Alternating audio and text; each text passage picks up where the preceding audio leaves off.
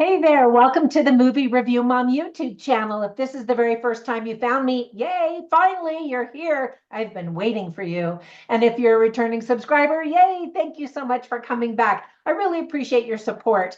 And my subscribers already know that my goal is to save you time and money by giving you the scoop on filmmaking quality and content so that you can decide whether or not you want to watch the movie. So today, the movie I'm reviewing is called Venom: The Last Dance. This alien buddy sequel is now playing in theaters. The film is rated PG-13, although I'll give you some tips for parents here in just a minute.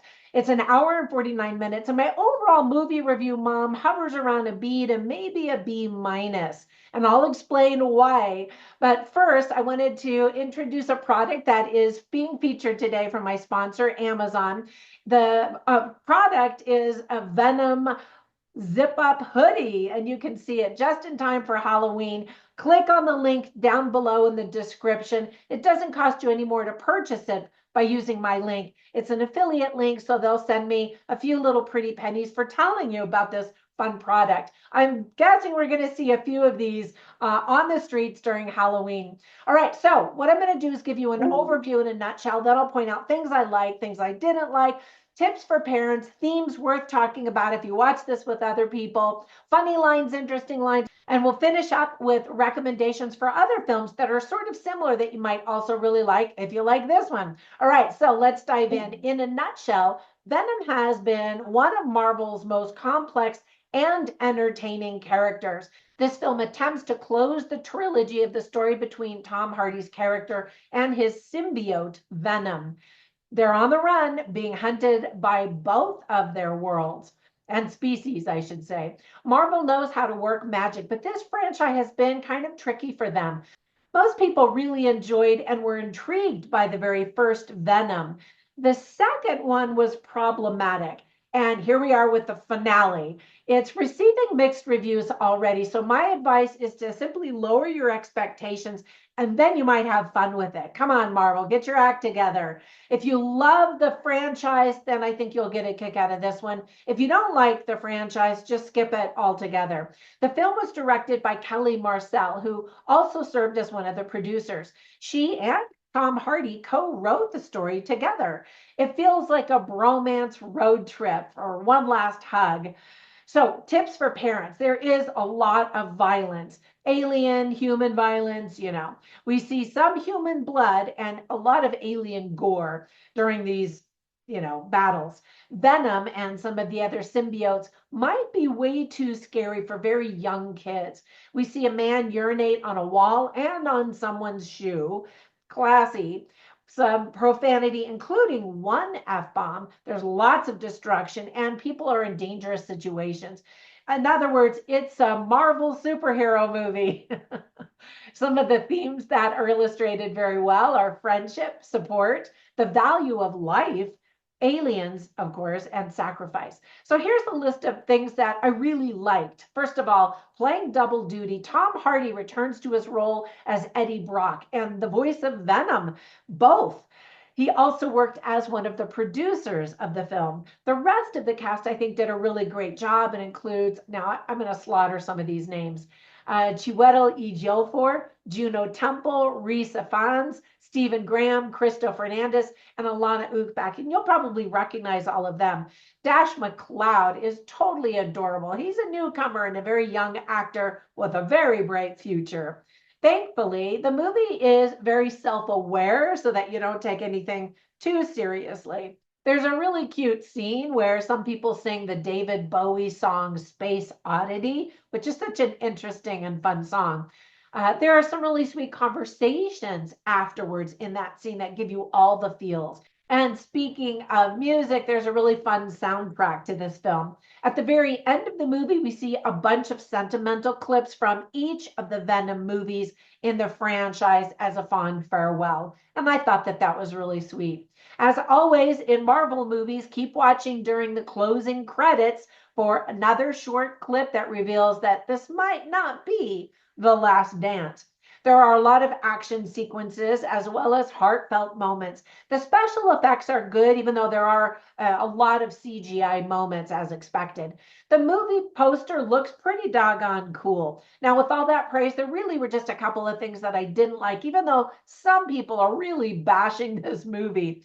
First of all, Tom Hardy's character has become this mumbling, defeated man, and it's really sad to see that. Venom's banter is relegated to campy one-liners. In other words, most of the humor doesn't land. The movie tried way too hard to be funny with this dancing queen number. Even though I still liked the number, I thought it was really funny where Venom and this old Chinese lady, who you'll recognize from a previous movie, they're dancing like this choreographed routine. And then Eddie asks, when did you two practice this? And I thought that was cute. Just so you know, you cannot get that close to Area 51. Military cars will prevent you from driving within miles of every direction.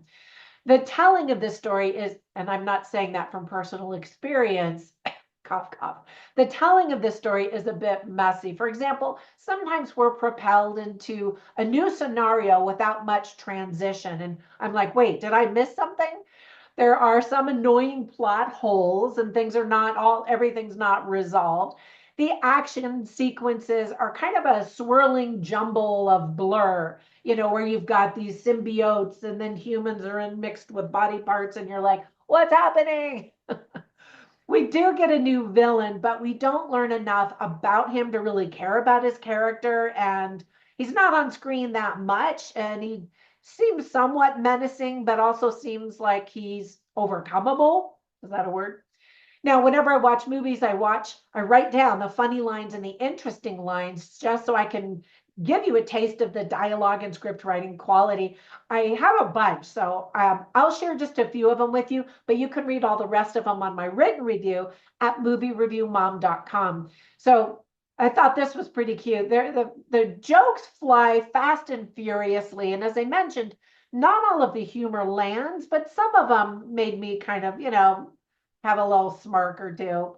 So Eddie Brock, who again is played by Tom Hardy, is talking to Venom, and he says, I got stuck with a superhero who can't fly.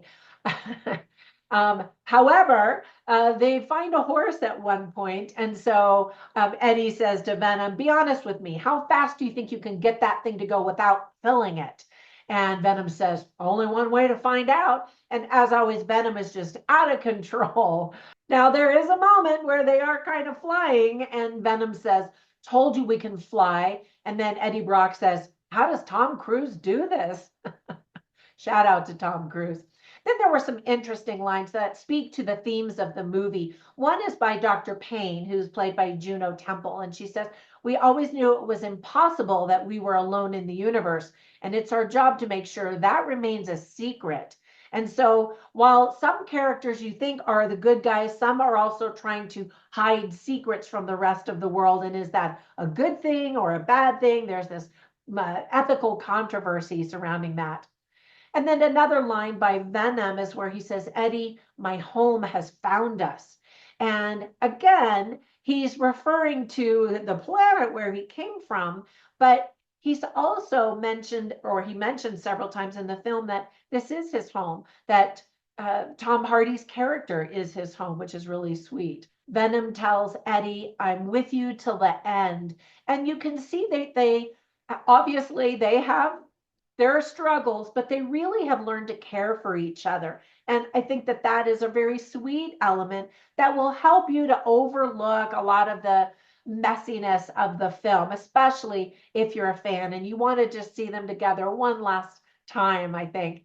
All right, so as I watch movies, I instantly think of other films, and I wanted to recommend these three. The first one is Venom, the very first movie. In case you've never seen it, maybe you're younger and you never saw this franchise at all, you might get a kick out of watching the first one first and then seeing the grand finale. You can skip the second movie, which a lot of people really hated. A second movie is Arrival, because I was thinking about movies that have to do with aliens and friendships with aliens. And I love the movie Arrival. It's so well done. I've seen it multiple times. There are so many things about it that I love. And then another one is called Earth to Echo. Now, it's a child and a little alien and the friendship that they develop. It's very sweet. This one is very family friendly. Now, I also thought, of course, of E.T., and Earth to Echo is very similar in many ways, but it doesn't have quite the heart that E.T. had. So if you've never seen E.T. like my husband never has, then definitely check out that one as well. All right, thank you so much for sticking to the end, those of you who have. I really appreciate it. And just a reminder that if my videos are helpful, give them a like or subscribe. And if you click on that ring notification, it'll let you know as soon as I upload any movie reviews or trailer reactions or documentary analyses. And by the way, the videos that I just mentioned, or those films, you can find the links to all of those and my reviews in the description below. Have a fantastic day, and I will catch you in the next one. Bye for now.